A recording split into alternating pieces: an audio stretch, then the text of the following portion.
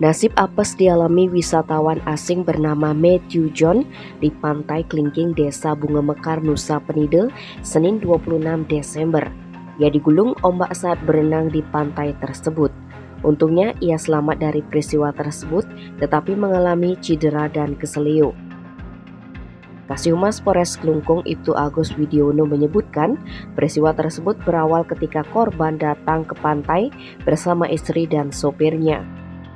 Setibanya di sana, korban berenang bersama istrinya, sementara sopirnya tetap di atas karena medan sangat ekstrim. Sekitar pukul 12 tiba-tiba datang ombak menggulung korban. Melihat hal tersebut, istri korban menelpon sopirnya dan menyampaikan kejadian tersebut.